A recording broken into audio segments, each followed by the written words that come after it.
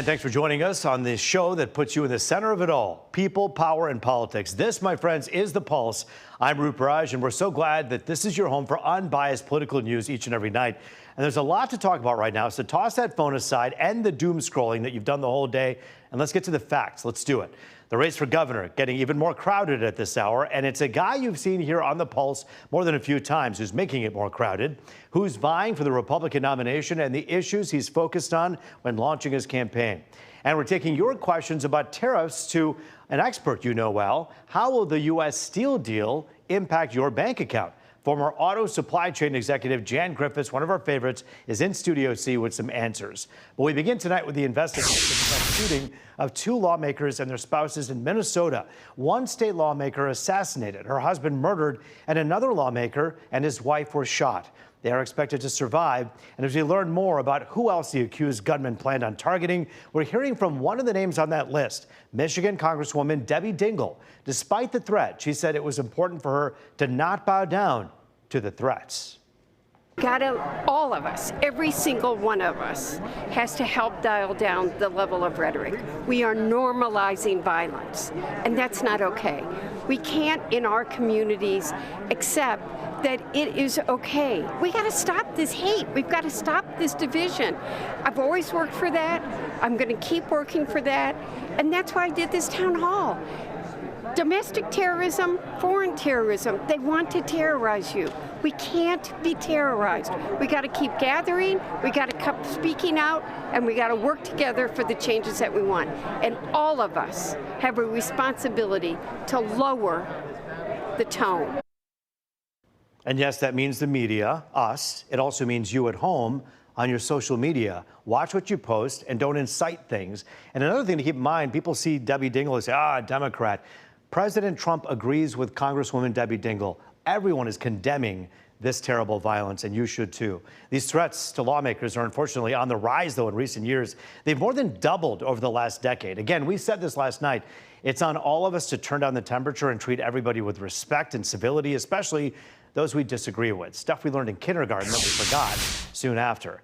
Another big story we're following along with the entire world, the conflict between Israel and Iran. Tonight, we know the Pentagon is moving military assets to the Middle East and putting them on standby as President Trump calls Iran's leader an easy target, but safe for now, adding Americans have control of the skies over Iran.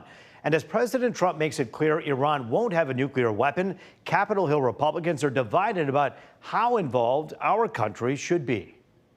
The president determines that to end this once and for all, a preemptive strike on Fordo and with bunker bombs, I'd be very supportive of that. But he's got more intel than I do right now, and I trust his decision. I'm hoping the president will not get involved with the war. I think if the United States actively bombs Tehran, the possibility of negotiation goes out the window.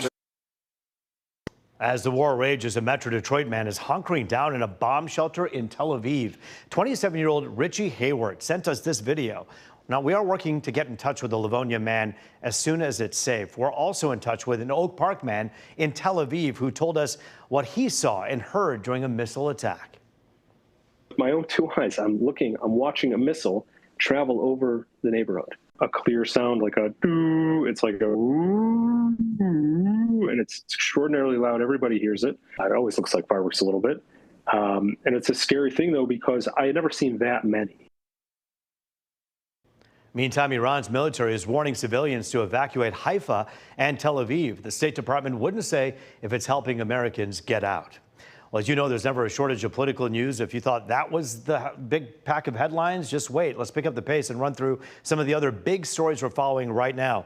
A new report by the Congressional Budget Office predicts President Trump's tax and budget bill would increase the deficit by nearly $3 trillion. That's slightly higher than it previously was thought to have because it looked at factors expected debt service costs. So think higher interest payments on the federal debt. This follows an earlier report that says the bill would leave 10.9 million people without health insurance. President Trump wants the so-called big, beautiful bill on his desk by the 4th of July. Also tonight, the president is making history, but likely not in the way he wants. The NAACP announced they won't invite him to their national convention next month. He's the first president excluded in the organization's 100-plus-year history. The organization's president says it has nothing to do with political party, but says, quote, the current president has made it clear that his mission is to eliminate civil rights, which he says goes against the organization's mission. The White House has not commented on this. And the race for governor getting even more crowded. The latest name is one you know well, former State House Speaker Tom Leonard. You've seen him many times here on The Pulse. He made the announcement yesterday. You may remember he ran for Attorney General in 2018, but lost to AG Dana Nessel. He also was defeated in the 2022 primary to Matthew DePerno. Leonard's announcement focused on partially education and also lowering taxes. He also vowed to stand with President Trump on one of his key issues, the border. No one is tougher on crime. And as President Trump protects our border, I'll have his back.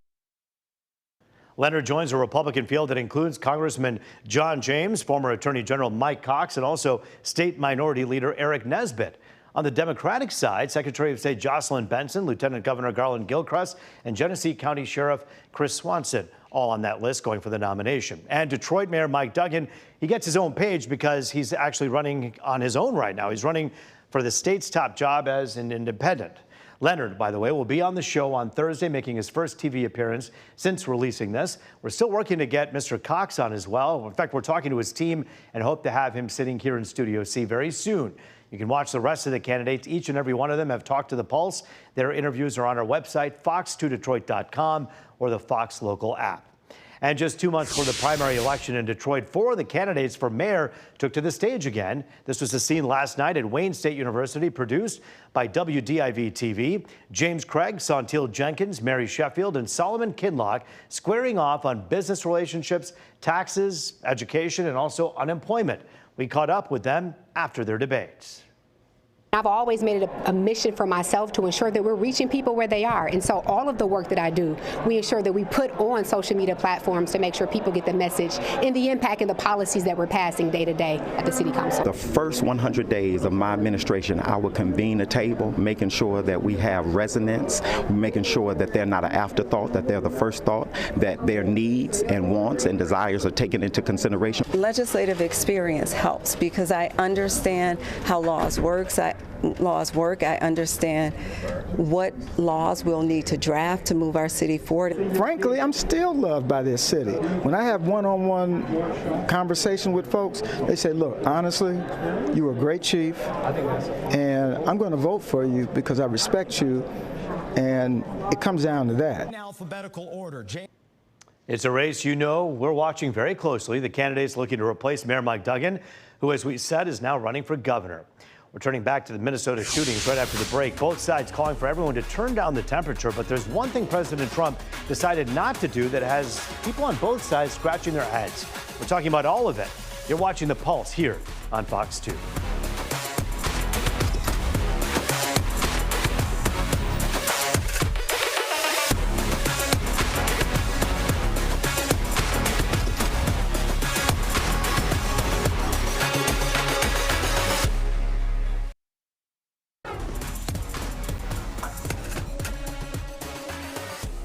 Back now on The Pulse, looking at all things people, power, and politics. Joining us now to dive into a number of issues, Fems for Dems founder Lori Goldman and Republican State Representative Mark Tisdale. And it's good to see you both. Thanks for joining us here on The Pulse.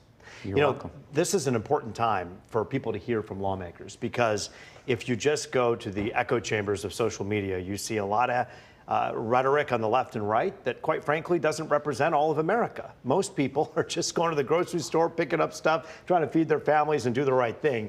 And Republicans and Democrats doing the same. But what we saw happen in Minnesota was just abhorrent and awful in every way. And you've heard the president, Congresswoman Dingell, and others condemn this. Are those condemnations enough, Lori, for us to remember that this is just absolutely unacceptable? Well, I don't think any condemnations are going to stop what is a snowball gathering steam.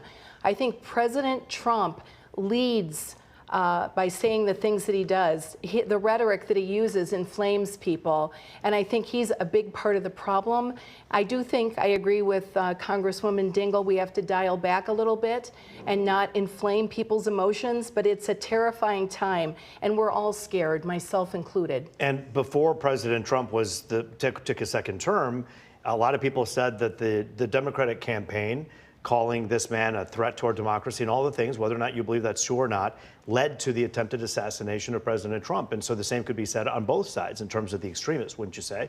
No, I don't think that anything that I've heard or I'm privy to was at a level that should inspire that, but you can't tell what people are going to do.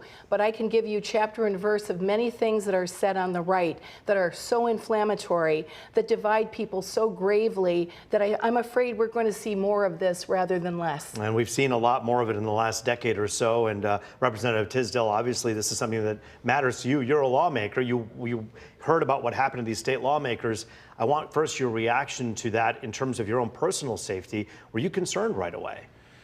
Well, it certainly caught my attention, that's for sure. And there have been a number of security briefings going around, the Capitol in Lansing that Michigan State Police automatically drew us in, as did the sergeants at arms. But as Congresswoman Dingell said, the heated rhetoric needs to be eliminated. It goes both ways.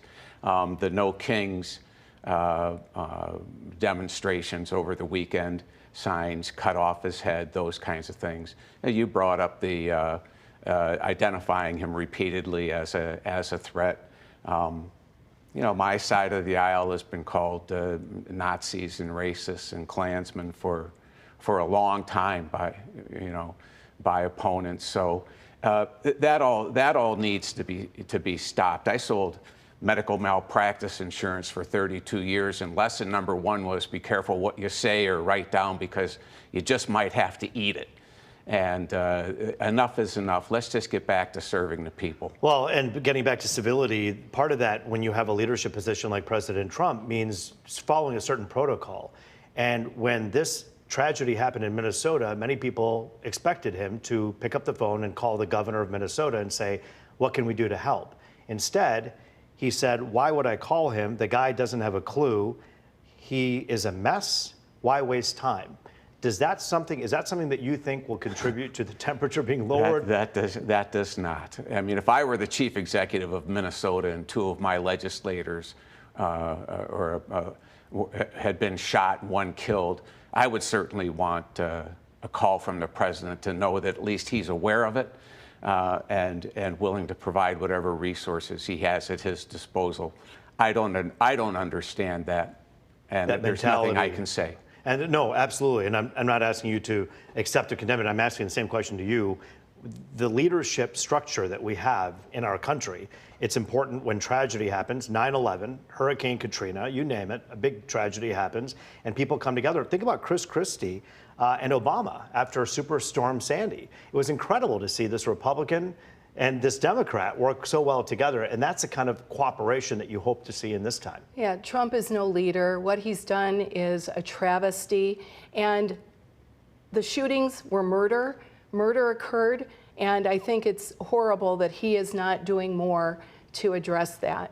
I want to talk about the ICE raids and talk about how to handle this situation. You heard President Trump recently say, and we first reported it on The Pulse, that, look, farmers, hospitality workers, leisure workers, those people who impact our economy and are good, innocent people who came here illegally should be protected from these ICE deportations. Do you agree with that, Representative Tisdale? Well, there's a lot of lobbying from the Agriculture Secretary. I'm for the application of the law wherever it occurs. If you are here illegally and you're caught up in a sweep involving federal law enforcement officers, there are going to be consequences. That wouldn't necessarily be my first target. I might prioritize it a little differently, but the raids do appear to be generating a lot of results. But again, to try and lay off of one sector of the economy versus another, if you're here breaking the law and you're caught up in in federal law enforcement, there are going to be consequences to be paid. There's no due process. That question that you just asked is a question 10 steps down the road.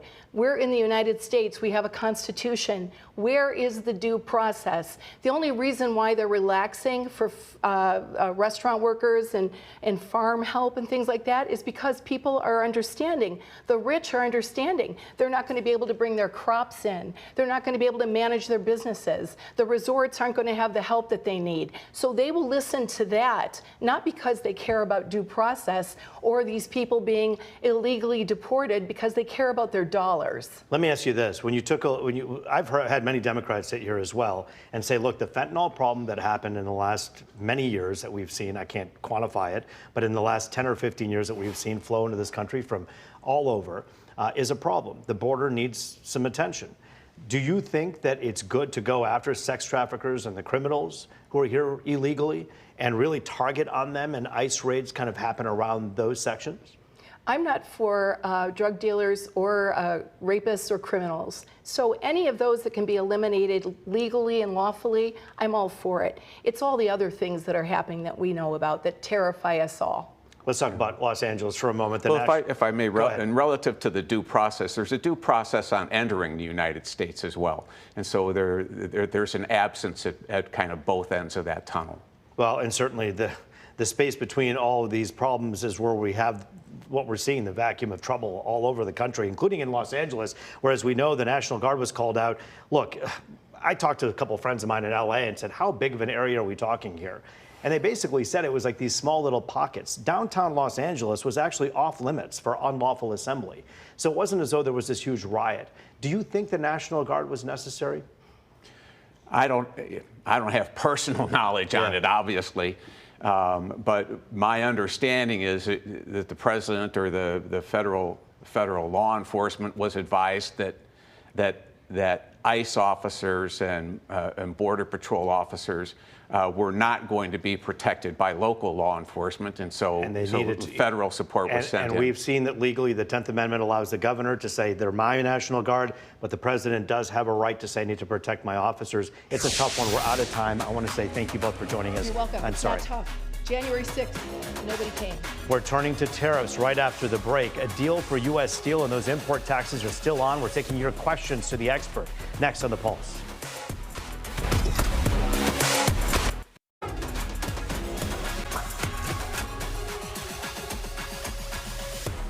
It is People, Power, and Politics. Welcome back to Detroit's only nightly political talk show. Here to talk all things tariffs, former auto supply chain executive and host of the Automotive Leaders podcast, Jan Griffiths. Welcome back to Studio C. Always good to see you. Thanks for joining us. So much going on in the world of tariffs, and we have some viewers who have some questions, so we have a lot to get to. But I want to begin with this G7 summit that just happened. Talk for a moment about what came out of that impacts us here in Detroit and Metro Detroit. Well, let's say it this way, deal or no deal. So the UK deal, supposedly. Yes, there was a press conference, there was an agreement, the papers fell on the floor, and the UK has an agreement to reduce the tariff rate from 27.5% to 10%. So that's huge for the UK auto industry. For the US, we have now the ability to export beef into the UK. Problem, the beef that we produce here in the US doesn't meet the standards for the UK. And it's basically to do with growth hormones and the way that we wash meat in chlorine washes. Sure. So I don't know that we're going to be able to export as much beef to the UK that we think we can. Did no one check on that? Well, yes, they did, but they say, they make it sound, they use this sort of high-level language.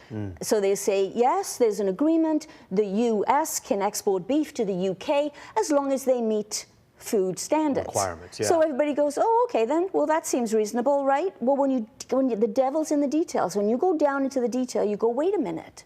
The way we produce beef here in the US, there's no way that that's going to be accepted. That's so interesting. UK. And they'll have to kind of hammer that one out and iron that out somehow. But that's a big thing. Yeah, the UK deal was reached during this G7 meeting. We have so many questions from viewers. I'm going to get to them in just a second. One more quick question for like 15 seconds. The steel industry. Yeah. What do we know about that? Yep. So when the U.S. Steel deal, when that happened earlier in the month in June, President Trump also announced a 50% tariff on steel and aluminum. Now, going back to the G7 UK deal, they've talked about removing that tariff from the UK, but that part of the deal has not been completed yet. So that deal is not finished. Got it. So still a lot of questions around steel and aluminum. Let's have that camera do that wonderful move where it's over there, swinging over there to show your viewer questions. It was eager to show you the question. We're eager to ask your question. Here's the first one from our Fox 2 viewer. Thank you so much for asking, Sonia. How long before we will see supply chain issues in the auto industry? I'm thinking in terms of recall fixes, auto accident repairs, along with new vehicle parts. Sonia, thanks for your question. Jan? Yeah, and a great question because obviously it's the viewer has thought much more about just vehicles and parts. Yeah. Because there are tentacles out into every single aspect of the auto industry. And there are two things that will impact this. Number one, the amount of stock that dealers and a garage, a dealership will have on hand. There are service centers that have stock, pre-tariff stock. So that's got to work its way through the system.